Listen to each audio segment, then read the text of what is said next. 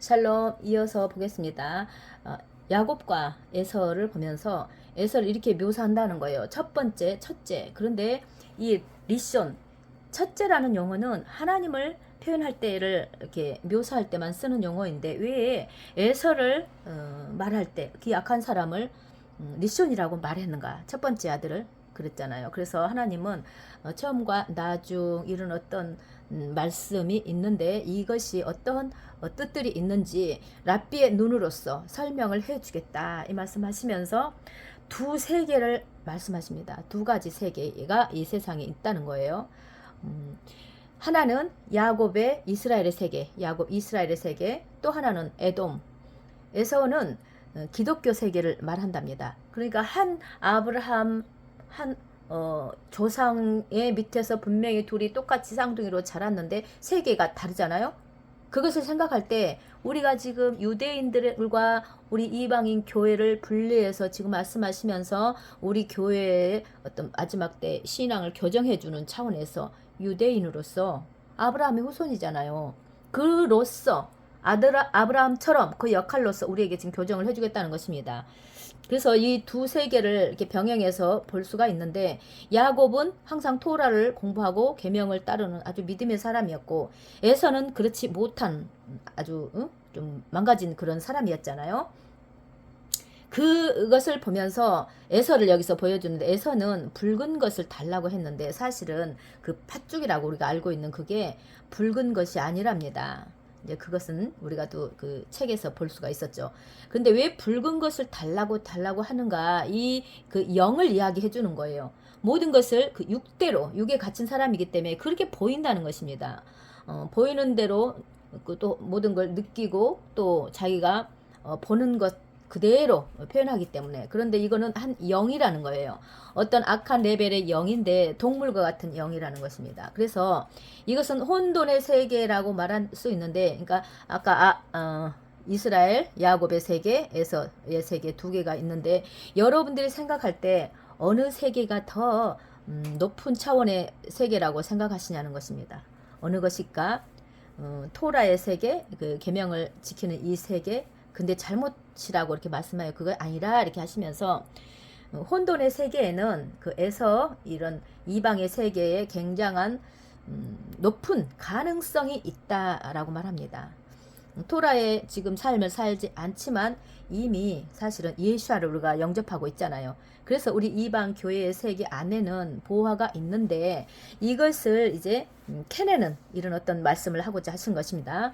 이것을 어떻게 빗대어서 말씀하셨냐 하면 이제 마크 목사님 교회의 회당을 빗대어서 말씀하시면서 그 지하에 만약에 보물 기름이 잔뜩 있다 쳐요. 그런데 이것을 꺼내려는데 굉장한 수고와 어려움이 있다는 것입니다. 그런 것 같이 마찬가지처럼 우리 안에 기독교 안에 보물이 들어있는 이런 것들을 끄집어내는데 쉽지 않다는 것을 지금 표현을 하시는 거예요. 너무나 꺼내기 힘들다.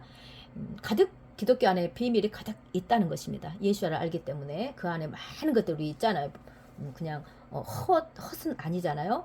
그래서 유대인의 관점으로 보면 여기에 이미 기독교 이방 안에 토라가 있는데 뭔가 좀 껍질이 입혀져 있는 상태에 벗겨져야 되는 이런 것들을 말씀하시는 것이죠. 그래서 이것을 꺼내는 아주 그 보물 기름을 꺼내는 특별한 기술이 필요할 텐데 이것을 말하기 위해서 아브라함의 생애를 이야기합니다. 아브라함은 유대인이잖아요. 그래서 우리 이방의 사람들을 구출하는 그 역할을 하는 사람의 생애가 어때했나? 우리는 아브라함의 세계를 잘 모릅니다. 어떻게 자라왔는지. 근데 희년서에 보면 잘 나와 있어요. 그리고 또 이 유대인들은 알죠. 그래서 그 과정을 이야기하면서 저도 그 책을 읽으면서 놀랐어요. 와, 아브라함이 전 생애를 이렇게 자세하게 해놓다는 것에 대해서 굉장히 놀랬고, 어쨌든 그런데 아브라함이 자기 자신이 그 유대인이죠.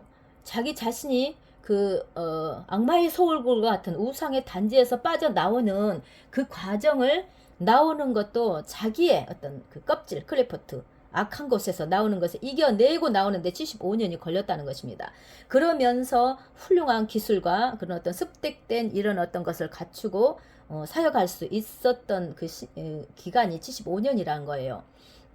그들이 나오는 그 자리를 뭐 지하실과 같은 의미라고도 하고 동굴이라고도 하고 우상 숭배한 그 악마와 같다는 이런 어떤 자리, 거기에서 나와서 이제는 하란으로 가는데, 하란에 가서 자기가 그것을 겪었던 거기에서 나온 사람이 이제는 또 그런 악마의 소울과 같고 지옥과 같은 거기에서 있는 사람들을 이제는 구출하는 그 일을 하게 됐다는 거예요. 아브라함이 갈대아 우르에서 그 소굴에서 나왔으면 더 좋은 곳으로 가야 되잖아요. 편안하고. 그런데 그렇지 않고 그 다음 여정에는 다음 단계로 넘어갔을 뿐 그렇지는 않았다고 이야기하면서 유대인들이 그 과정을 이제 함으로써 이방인들을 건져내는 것을 우리에게 이제 보여주는 것입니다. 이것은 아브라함의 이야기는 토라잖아요. 토라 속에 있잖아요. 그러면 이 여정들을 알므로 우리가 말세에 만난 우리들이 그 구약에서 토라를 통해서 교훈을 얻게 하기 위한 말씀이라고 분명히 말씀하셨는데, 이 과정을 모르면, 토라에 있는 이런 말씀들을 모르면 너무나 막연하게 준비를 한다는 것입니다. 그래서 지금 토라 하나님께서 일으켜 주시는 것이고, 말라기에도 보면 모세에 대해서 언급하시잖아요. 모세가 토라를 주셨기 때문에, 그를 통해서 주셨기 때문에. 그래서 마지막 때에 그 예언적인 그림이라는 거예요. 아브라함의 삶이. 그래서 우리가 알면 사실은 이게 반복 패턴이고 하나님이 하신 말씀이, 성경이 어떤 면에서는 굉장히 쉽다고 제가 했잖아요. 큰 틀 안에서는 쉽습니다. 마지막 구속을 하는 그런 여정을 아브라함을 통해서 지금 알려주시는 것입니다. 또 여기서 한 면에서 보면 아브라함이 가나안 땅을 주었는데 왜 빨리 들어가지 않고 지체가 되었을까, 이런 면에서 보면 우리가 지금 예수님께서 오시는 그 길이 지체되는 것을 생각해 보라는 것입니다. 왜 지체하고 있을까? 여기에서는 아직 조건들이 준비가 되지 않았기 때문이라는 거예요.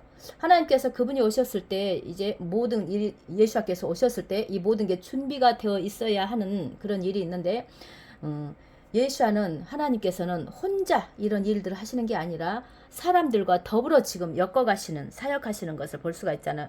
아담이 했듯이 또 하나님의 사람들이 했듯이 하나님의 뜻이 이 땅에 이루어지는 어떤 역할들을 하는 것을 지금 유대인을 통해서 했죠. 지금 열처녀를 통해서 우리 이방 교회가 무엇을 해야 되는지 보여주잖아요. 이것이 남은 자들이 일어나서 이 일을 다 깨닫고 이 일을 해 나갈 때에 결국은 하나님의 왕국이 마무리되어지는 그 과정을 통해서 예수께서 오실 수 있으시니까 그 과정이 준비되지 않았다는 것입니다. 그리고 아브라함에게 큰 상급을 주겠다고 약속했는데 그의 아버지 땅보다 더 큰 것입니다. 그렇죠. 어떤 이 세상 땅보다. 여러분이 아버지의 집을 떠난다는 것이 무슨 의미인지를 아십니까? 그 아버지의 유산을 포기한다는 것입니다. 그 육적인 모든 것을 포기한 것이죠. 우리는 지금 큰 돈 유산에 대해 말하고 있는데 아브라함에게 하나의 질문을 하고 있는 것입니다. 가나안 땅에 있는 큰 보물을 위해서 이 땅의 보물을 포기할 준비가 되었느냐? 아브라함이. 근데 그 가나안이란 것은 천국의 보물을 의미하는 것인데 이것을 또 뭐라고 예수께서는 말씀을 하셨는가? 네가 세상에 있는 것을 잡을 것이냐, 나에게 있는 것을 잡을 것이냐라고 예수께서 묻는다는 것입니다. 그런데 지금 아브라함이 이것에 대해서 이해하지 못했을까요? 아브라함은 모든 보물들, 아브라함이 다 모은 보물들이 무엇이었을까요? 생애에서 뭐 했어요? 전도시킨 영혼들이 있는데 이것에 대해서 우리가 또 질문을 해봐야 되겠다는 것입니다. 여러분께서 아브라함과 함께한 남은 자들입니다. 아브라함의 보물이라는 것입니다. 그리고 하란에서 아브라함이 머물렀을 때 하란에 있는 그 남은 자들, 전체를 말하는 게 아니에요. 남은 자들이 꼭 따라갑니다. 그러면 아브라함, 유대인, 이들을 따라가는 사람이 남은 자라, 이런 말씀이 지금 되는 거잖아요. 그리고 여기에서 기독교, 이방 교회 이렇게 말했을 때는 여기에서는 그 기독교 어떤 시스템 안에서 배움에서 이런 것들은 우리가 잘못 알고 있었구나 하고 유대이즘에서 유대인을 따라가고 유대인의 배움을 따라가고 같이 연합해서 가는, 이것이 완성된 하나님의 왕국이 지어지는구나, 이것을 깨달아진 자들이 남은 자들이죠. 그렇다 보면 열 처녀가 중에서 지혜로운 처녀가 누구인지, 또 신부가 누구인지, 휴거가 누가 휴거를 하는지 이런 것들이 답이 다 나온다는 것입니다. 아브라함의 생애에서 또 한 일을 봅니다. 이것은 예수와께서 하신 일과 똑같이 병행해서 볼 수 있도록 해주신 말씀이에요. 아브라함은 그 악마의 속을 그 지옥 같은 데서 나왔고 또 지옥을 또 들어갑니다. 하란이란 것이 지옥을 의미하는 그런 단어랍니다. 그래서 거기 들어간 이유는 거룩한 불꽃들, 영혼들, 남은 자들을 꺼내기 위해서 일부러 가서 그들을 꺼내 나왔는데 이 과정을 보면 아브라함이 죽었다, 지옥에 갔다가 다시 살아나는 것으로 말씀하면서 예수와께서 우리 인생들을 위해서 지옥으로 가시고 죽은 것처럼 죽으셨죠. 아브라함이 죽은 것처럼 또 예수와도 지옥으로 가시고 이 과정을 통해서 부활하시고 이게 똑같다는 거예요. 아브라함도 부활하고 죽고 부활하고 예수와도 죽고 부활하고 그러면 아브라함 믿음의 선조들이 한 것에 대해서 우리가 지금 반복되어지는 그림들을 보면서 그들은 예수와와 같은 어떤 역할들을 한다는 것을 곳곳에 말씀하십니다.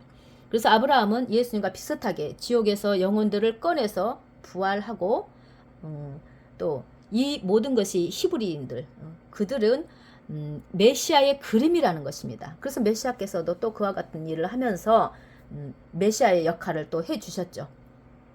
이분들은 그 이유 때문에 살았다는 것입니다. 아브라함도 그렇고 예수와께서도 이 하나의 목적으로서 부활을 하셔야 됐고 우리에게 그냥 구원을 주기 위한 것만이 아니고 우리에게 또 가라 가라 하면서 이방인과 유대인과 같이 동행하는 이것을 알고 너희들이 구원을 받았다면 지혜로운 다섯 처녀와 같이 토라에 알고 토라에 말씀한 신랑과 신부가 누군 줄 알고 너희 역할이 뭔 줄 알고 그 길을 가라 거기에 반응할 것이냐 이것을 우리에게 묻는다는 것입니다. 너네들이 진짜 그 지혜로운 열 처녀로 나가는 자가 될 것이냐 아니면 예수 믿고 구원 받는다 그 차원에서 머무르는 그런 사람이 되어 있을 것이냐 여기서 보면 아브라함이 했던 역할을 지금 누가 합니까?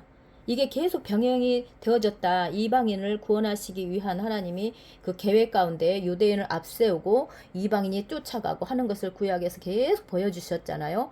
마지막까지 그 일을 하시겠다고 하는데 지금 그 역할을 누가 합니까? 이만큼 어렵다는 거예요. 그 일을 한다는 게. 그래서 지금 랍비 샤피라께서 이 역할을 해주신다는 거예요. 그런 부분에서 여러 가지 방해가 있고 제가 봐도 회방도 있고 좀 개인으로나 큰 어떤 공동체적으로나 이런 장애가 있는데 이것을 뛰어넘고 갈 수 있는 정말 이분이 하는 메시지 안에서 진짜를 붙드는 이런 분들은 정말 이것을 붙잡고 갈 수밖에 없는 신앙의 어떤 여정이 정확해지는 것을 볼 수가 있습니다. 많은 분들이 지금 어떤 신앙을 지금 이 시대에 가져야 되나 그동안 성실하게 신앙생활을 해왔는데 뭔가 답이 보이지 않는다. 지금 우리가 해야 될 게 뭔가 이렇게 고민하는 분들이 상당히 고민을 하고 말씀하셔요. 그래서 이 시기에 우리의 심령들이 가난해서 하나님께로 이렇게 더 하나님께서 열어주고자 하는 원래 1세기 때 초대교회의 그 믿음 예수와의 제자들이 믿었던 그 믿음을 접붙여 주시는 이 시간에 우리를 가게 하시는구나 이 생각을 합니다. 어쨌든 그러한 남은 자들이 많이 일어서기를 원합니다. 오늘은 여기까지 하고 다음 부분 좀 또 간단히 나눠보도록 하겠습니다. 샬롬.